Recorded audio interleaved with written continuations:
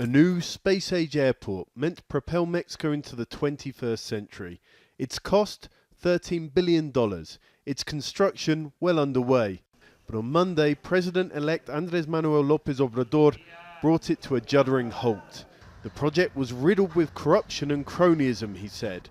Instead, other airports will have their capacities increased.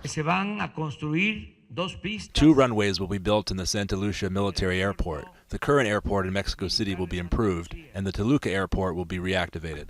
But the decision was about more than just the airport or the markets. For many, it was an early sign of how the president-elect plans to govern. He said he'd let the people choose the way ahead via a national referendum. But when it was finished this Sunday, it was widely panned. Just 1% of the electorate turned out. The questions were flawed, skewed in favor of the option that the new government wants. It was shown that voters could vote more than once in the different polling stations. I mean, hardly you can see this as a successful exercise of participative democracy. Lopez Obrador plans to change the constitution for more referendums on key issues. But that's not the sort of decision-making that will tempt future investors, say business leaders.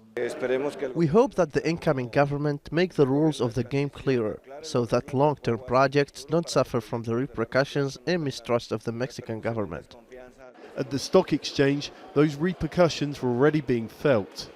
The drop in the peso is a real reflection of the deep concerns of the markets and the business community. But the president-elect says that he's not governing for them, he's governing for the people, and first and foremost, the poor.